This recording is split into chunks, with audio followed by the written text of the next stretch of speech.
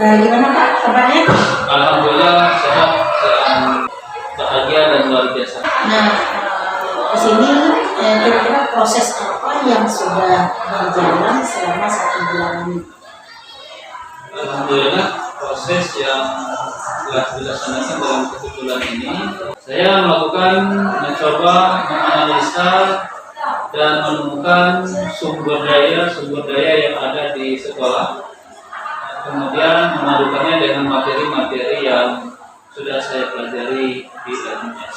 Perubahan pada siswa, umpamanya di luar jam belajar ya, ada kegiatan-kegiatan tertentu, siswa diberi kebebasan dalam menyampaikan pendapat. Nah itu realisasinya itu dalam bentuk apa Pak?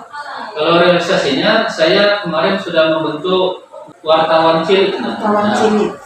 Ya, wartawan cilik. Saya selaku wakil kepala sekolah juga guru-guru lain terkadang kewalahan untuk mendokumentasikan seluruh kegiatan di sekolah. Tugasnya memfoto kegiatan-kegiatan di sekolah, dokumentasi tentang kegiatan ujian sekolah SMP Negeri Namanggar, tahun pelajaran berapa, di bawahnya tulis wartawan cilik. Jadi dari 7 orang tadi yang sudah dapat diterapkan manusia tadi Pak ya, tadi kemudian kebudayaan dan keagamaan. Ya. Itu yang lainnya itu Dan proses kemudian Pak masih dalam pembuatan peta sumber daya. Bagaimana proses Bapak dalam menemukan dan mengidentifikasi sumber daya yang ada di sekolah?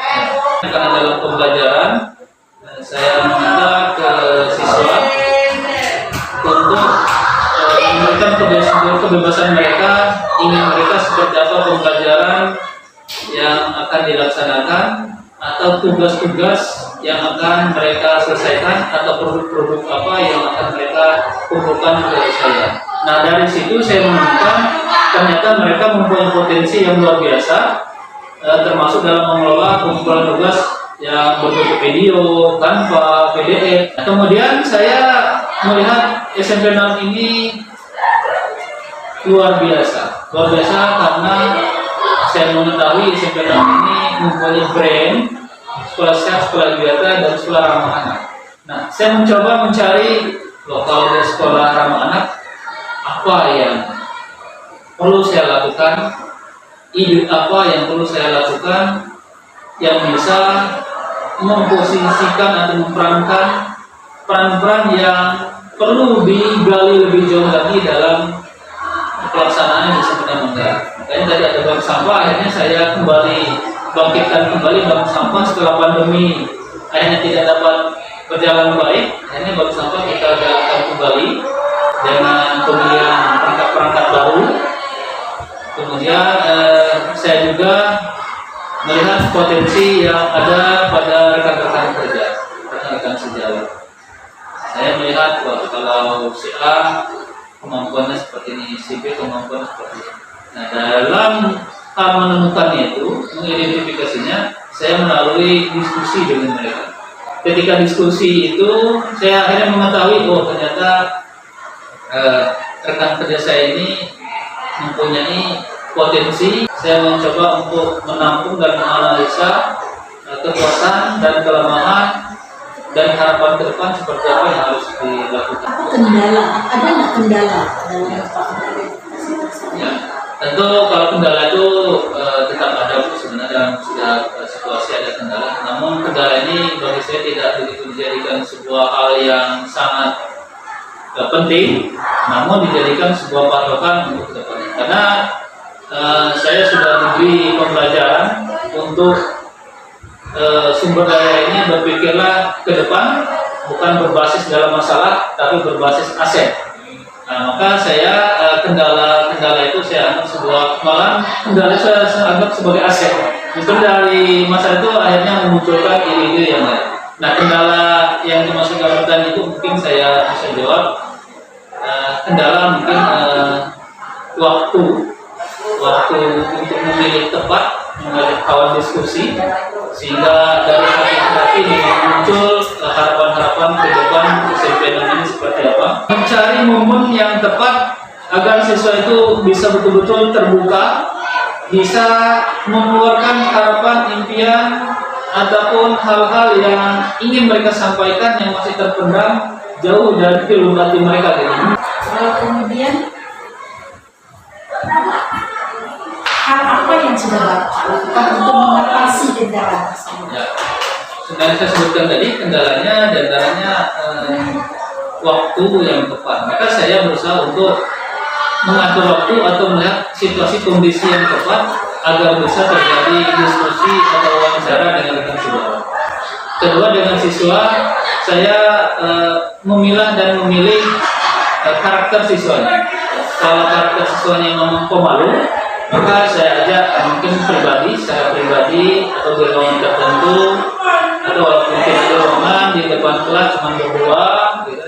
Kalaupun siswanya memang pemberani dan sebagainya, mungkin di saat tempat rekannya ada sama-sama ramai-ramai, saya ajak untuk berdiskusi atau wawancara tentang apa kemudian mereka. Perasaan Bapak ketika berhasil mengidentifikasi sumber daya tersebut? Ya, perasaan saya sangat bahagia itu. Kemudian saya seakan-akan menemukan power baru ketika saya menemukan ternyata ini potensi si A siswa saya atau si A rekan saya sangat senang sekali. Apa yang Bapak lakukan itu didukung dari pasangan-pasangan yang ada? Ya, alhamdulillah sarana prasarana di sekolah Banggar memang sebagian sudah cukup baik, tapi ada sebagian yang masih minim. Nah, dari yang saya temukan yang siswa berpotensi sebagai anak dan warga itu sebenarnya terkendala kalau disebut dengan lengkap tentang sinyal sebenarnya. Tetapi karena mereka mempunyai gadget sendiri, ya akhirnya teratasi secara langsung. Kemudian harapan impian saya agar sebenarnya tetap melejitkan murid itu dalam potensinya lebih baik lagi dari hari ini. Dan ketiga, tentunya melejitkan diri saya dalam menerapkan ilmu-ilmu atau wawasan saya yang telah dilatih, dididik di dalam PPGP ini. Saya sebenarnya bermimpi, khususnya pelajaran saya agama, saya sangat berharap nanti di tahun yang akan datang, semester depan atau semester ada kali ini mungkin bisa terlaksana keterlibatan orang tua. Tapi dalam harapan saya bukan hanya di mata pelajaran agama, di mata pelajaran yang lain ada keterlibatan orang tua yang memang bisa setidaknya menyaksikan atau sama-sama terlibat di dalam pembelajaran itu di dunia nyata ini. Kalau dulu kan di dunia daring gitu kan. Nah, kalau dapat di dunia di dalam kelas di sekolah ada gitu kegiatan-kegiatan khusus. Memang orang tua dengan siswa itu bekerja sama. Nah, berdasarkan hasil pemetaan yang Bapak lakukan, bagaimana hal tersebut mempengaruhi ya Pak ya, mempengaruhi proses pengambilan keputusan? Ya, harus melihat apakah ini benar lawan benar, apakah ini benar atau lawan salah gitu kan, apakah ini keberpihakannya kemana, kemudian apakah ini nanti berdampak pada peraturan atau juga berdampak pada jangka panjang atau jangka pendek. Nah, dari hal inilah dalam setiap nomor keputusan tadi kita juga berusaha untuk menganalisa berbagai potensi-potensi yang bisa kita libatkan ataupun hal-hal yang bisa terlibat di dalamnya. Siapa-siapa saja yang bisa terlibat di dalamnya bisa mempengaruhi keputusan-keputusan itu. Kemudian menurut Bapak, apa yang masih perlu Bapak kembangkan dalam mengevaluasi nih Pak ya? Kan kita mengambil keputusan ada evaluasi ya. Pak ya. Nah, apa kira-kira yang perlu Bapak kembangkan dalam evaluasi? Dalam mengevaluasi yang perlu saya kembangkan sebenarnya adalah bagaimana saya harus fokus kepada permasalahan yang sedang dihadapi, kemudian bagaimana fokus dalam mempersiapkan keputusan-keputusan yang berpihak kepada murid.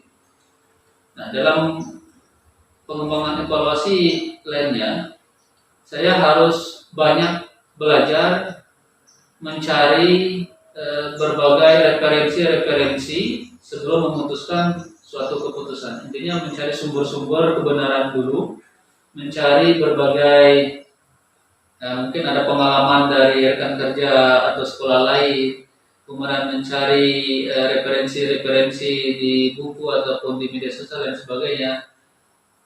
Kalaupun ada kesamaan, berarti bisa kita ambil keputusan itu sesuai dengan yang telah ada memutuskan sesuai dengan kondisi dan keadaan di sekolah kita.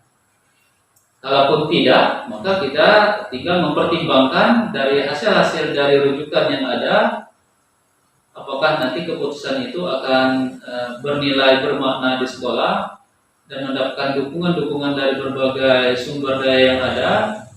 Nah, ini juga akan menjadi hal perlu pengembangannya. Intinya saya secara pribadi perlu dikembangkan adalah sesering mungkin saya dilibatkan dalam membuat suatu keputusan, maka ibaratnya itu jam terbang saya semakin terbiasa untuk pembiasaannya. Namun tentu setiap keputusan itu akan melahirkan pro dan kontra, pasti itu.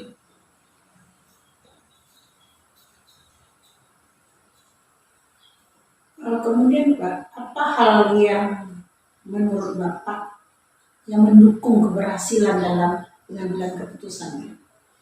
Yang mendukung, yang pertama, sumber-sumber yang kita dapatkan juga valid, benar. Kemudian ada dukungan dari rekan kerja, dari kepala sekolah, dari adanya pelatihan-pelatihan PPGP ini. Jadi semakin tepat dan semakin sesuai sasaran dalam pengambilan keputusan terhadap pembelajaran dengan siswa. Itu yang sangat mendukung kegiatan ini.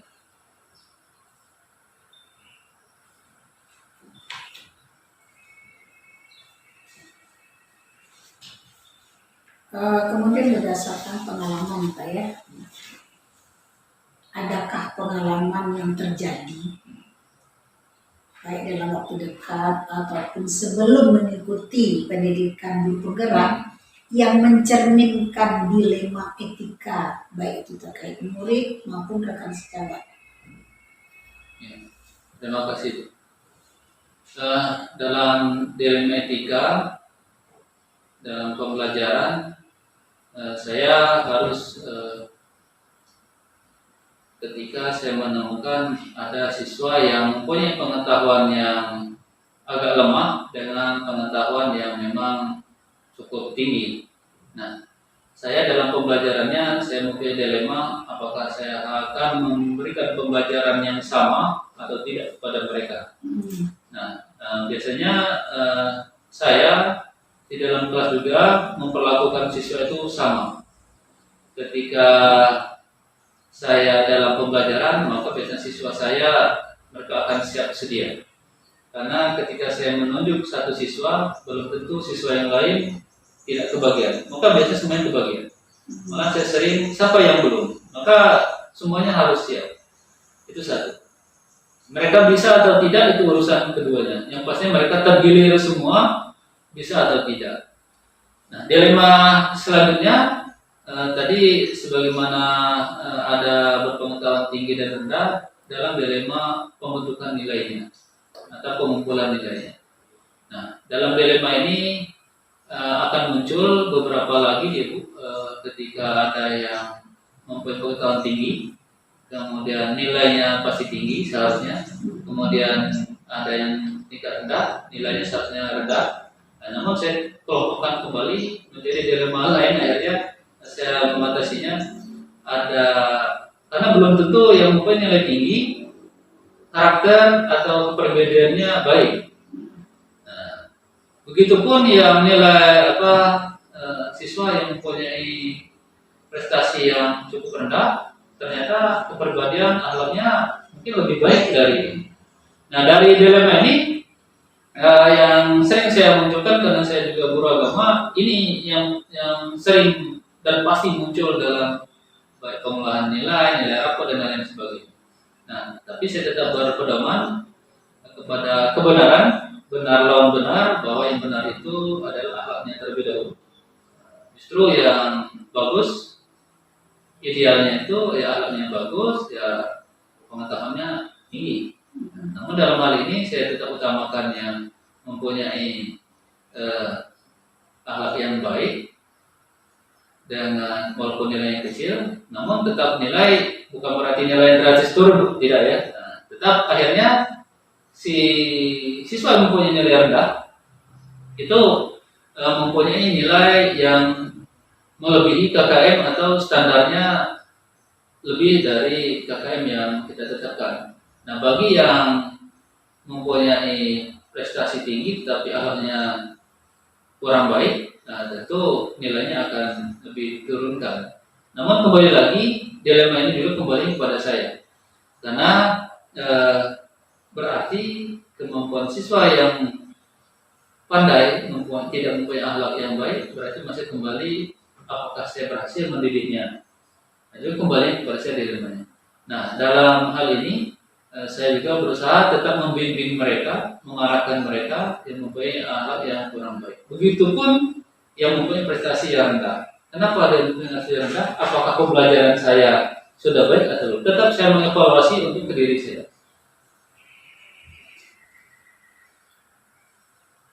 Yang Bapak sampaikan tadi, apakah itu sebelum mengikuti program Guru Penggerak atau sekarang saat ini? Sebelum dan masih sampai saat ini.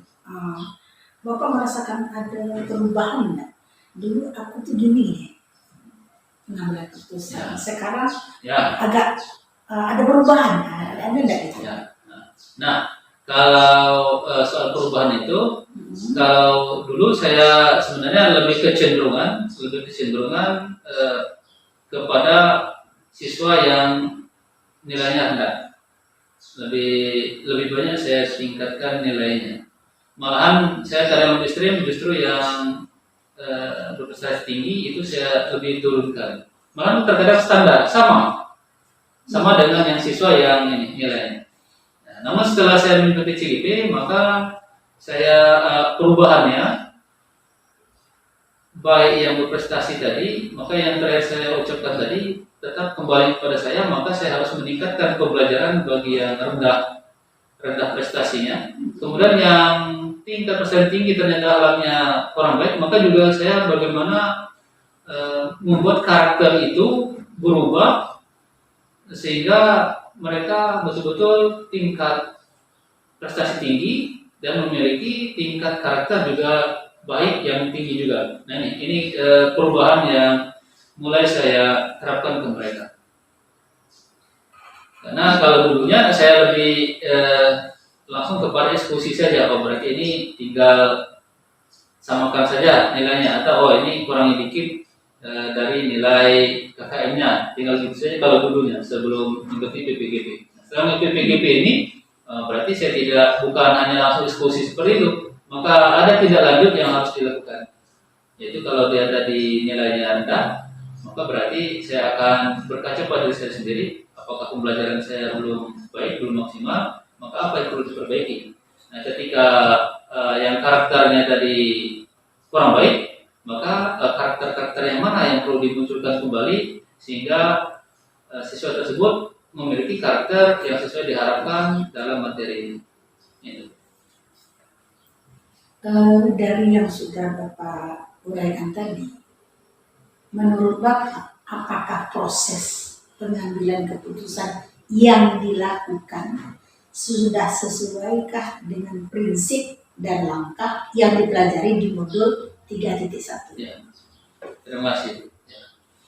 Dari yang saya lakukan, memang benar saya terapkan setelah ikut CGP ini, saya terapkan modul 3.1 itu. Saya sudah mencoba apakah ini yang saya lakukan benar atau salah. Apakah yang saya lakukan ini berdampak pada jangka panjang apa jangka pendek. Ketika saya menentukan nilai sekian tadi, berarti saya sudah menghukum mereka dengan nilai sama atau lebih sedikit atau kurang sedikit. Selesai sampai di situ berarti kemarin. Nah, setelah dengan adanya modul 1, maka saya, wah ini tidak baik, maka saya harus memutuskan berdampak kepada masa depan. Berarti siswa masih mempunyai peluang untuk memperbaiki karakter, memperbaiki potensi mereka ke depan. Nah, dalam hal ini, alhamdulillah, rasa keberpihakan kepada murid itu lebih banyak. Karena kalau dulunya saya lebih kecenderungan hanya berpihak kepada saya sendiri, tidak berpihak kepada mereka, malahan mungkin tidak sama sekali berpihak kepada mereka. Nah, saya merasa saya lah powernya, bukan mereka sebagai power gitu. Yang benar itu adalah kemitraan bersama sebenarnya. Nah, karena saya butuh mereka, mereka butuh saya, berarti yang dibangun adalah kemitraan bersama. Nah, bukan saya membangun diri saya sendiri, ya, tapi melibatkan mereka, maka akan pincang atau bertepuk sebelah kanan lagi. Jadi tetap Pak ya, memikirkan masa yang masa yang datang mereka. Kalau dulu mungkin memikirkan masa sekarang. Malah sekarang ya, malah instan berubah sekarang lah berubahnya, ya. Tapi tidak kita bimbing berubahnya seperti apa. Malahan banyaknya itu ibarat bahasa tanda kutip kita orang sini ngomenya aja nasihatnya gitu, tapi tidak membimbing Bapak itu inginnya kami berubahnya seperti apa dan tekniknya seperti apa, tidak seperti itu.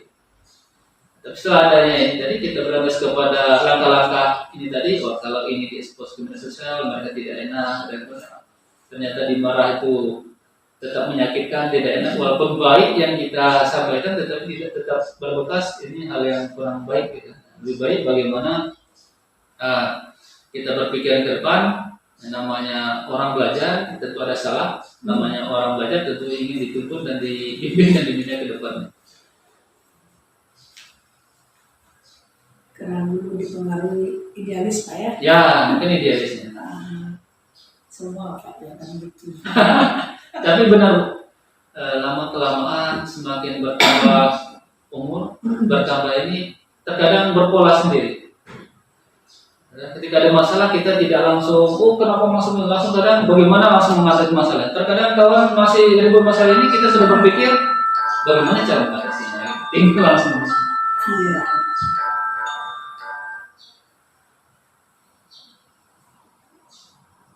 Baik Pak, memang benar Pak ya. Itu perjalanan kita karena itu memang wilayah kita setiap hari ini Pak ya, bukan hanya pada waktu tertentu ya. Kemudian Pak, ini sudah bulan ke-7 Pak ya. Apa saja capaian yang Bapak dapatkan dalam pembelajaran ini? Banyak sekali sebenarnya, sulit saya sebutkan satu persatu capaiannya. Kalau mulai dari modul 1 filosofinya Ki Hajar Dewantara memang menyemai, yang saya juga tidak hafal kata menyemai seperti itu, tapi intinya menempatkan siswa itu pada tempatnya itu memang pas sebenarnya. Kalau kita tempatkan pada tempatnya, ya kita tidak susah sebenarnya. Kita tidak begitu mengeluarkan energi yang banyak. Kita hanya menuntun mereka, dan dari capaiannya saya alhamdulillah sudah mulai menempatkan potensi siswa yang mereka harapkan. Ibaratnya mereka hobinya di mana, gemarnya di mana, mereka juga sangat senang. Kemudian menempatkan mereka di komunitas atau di masyarakat atau di kelompoknya, mereka juga sesuai tempatnya. Kemudian saya mempunyai program-program, sebagian masih di benak, sebagian juga langsung saya terapkan di lapangan. Capaian-capaian itu saya lihat alhamdulillah juga dapat terlihat baik oleh rekan sejawat maupun oleh saya sendiri hasilnya. Kemudian saya mencoba dan mencapai beberapa keputusan-keputusan yang dilema ataupun yang sebagainya akhirnya berbuah baik dan berbuah manis, alhamdulillah. Kemudian saya berusaha, alhamdulillah, dapat melibatkan sumber daya yang ada di SMP Negeri Namanggar, dan malahan saya melibatkan rekan-rekan guru-guru CGP di dalam berdiskusi, di dalam berbagi, sehingga menemukan inspirasi baru untuk dapat diterapkan di sekolah ini. Dari modul 1, modul 2, modul 3, alhamdulillah walaupun kecil, semuanya sudah dapat terlaksana. Alhamdulillah juga di program ini tidak ada kata salah, yang pastinya ada aksi itu sudah benar adanya. Alhamdulillah sudah terlaksana di SMP Negeri Namanggar, khususnya yang saya lakukan. Jadi capaian itu susah untuk diungkapkan Pak ya. Ya. Karena ya alhamdulillah yang penting itu perubahan. Ya, ada perubahan. Gitu ya. Kemudian Pak, untuk Bapak mencapai capaian yang Bapak rasakan, apakah terdapat tantangan dan kesulitan selama proses pembelajaran, dan bagaimana Bapak menanggapi tantangan dan kesulitan tersebut? Alhamdulillah sejak memasuki CGP hingga hari ini berjalan lancar sampai hari ini. Kalaupun tantangan ataupun halangan yang dihadapi, memang ada beberapa halangan-halangan itu yang juga sering disampaikan dalam kegiatan atau forum-forum yang lain. Yang pertama waktu baik bersama keluarga, baik bersama siswa maupun dalam jabatan-jabatan di sekolah. Bersama keluarga, saya berusaha untuk membagi waktu dan alhamdulillah dimaklumi, dan mereka akhirnya paham dan mengerti sampai hari ini adakah yang kan Zoom, benar? Atau kita sedang mengerjakan sesuatu, anak terkadang ayah lagi belajar ya. Alhamdulillah mereka paham dan mengerti. Kemudian dengan siswa mereka juga memahami ketika kita pembelajaran yang biasanya tidak terbiasa dengan kamera. Ya, alhamdulillah mereka lambat laun beradaptasi dengan saya dengan kamera dan beradaptasi dengan pembelajaran yang baru saya terapkan, dan mereka pun sangat senang dan bahagia. Nah, tantangannya dari mereka karena masih ada beberapa siswa yang masih perlu kita lakukan pendekatan khusus, karena berlatar belakang mungkin keluarga mereka yang belum harmonis atau lain sebagainya. Maka kita perlu pendekatan lebih jauh, yang saya lakukan itu. Kemudian terhadap program sekolah ada beberapa tantangan. Tantangannya tentunya saya harus musyawarahkan dulu dengan kepala sekolah. Kemudian saya harus diskusikan dulu dengan guru-guru. Kemudian tantangan itu yang akhirnya akan muncul berubah, bisa terlaksana, bisa juga tidak terlaksana. Namun dalam prosesnya saya berusaha untuk menjelaskan dengan sebaik-baiknya, dan yang penting saya memberikan contoh bagaimana yang saya maksudkan. Nah, dari tantangan-tantangan selanjutnya, yang tentunya yang sudah sering kita ketahui bersama, karena di klub ini masalah internet atau jaringan. Nah, apalagi kalau sudah didahului dengan hujan, petir, nah itu biasanya sinyalnya hilang sama sekali. Atau malahan terkadang di klub ini perlu kartu-kartu khusus yang bisa tertangkap sinyal, ada yang tidak tertangkap sinyal gitu.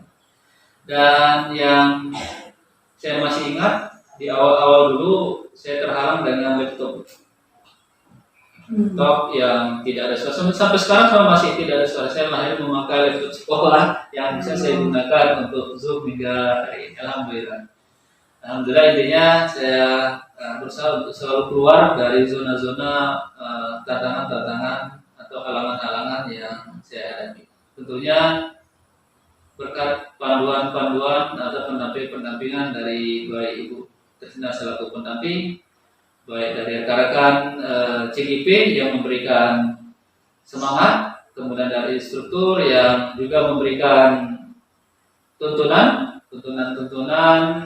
bagaimana keluar dari permasalahan atau di coaching oleh ibu sendiri atau instruktur malahan oleh rekan-rekan lain secara tidak langsung.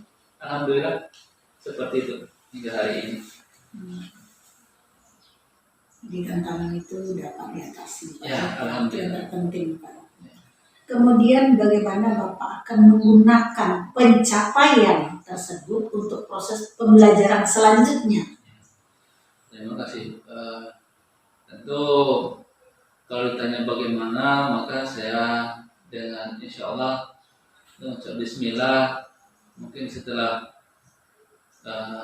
PPGP ini saya akan menerapkan pembelajaran itu, semua modul yang sudah saya dapatkan akan coba saya terapkan di semua kelas, karena saya masih merasa berhutang selama PPGP ini, baik ada suasana lebaran, suasana libur, suasana ujian dan sebagainya tidak maksimal memasuki seluruh kelas yang saya ampu.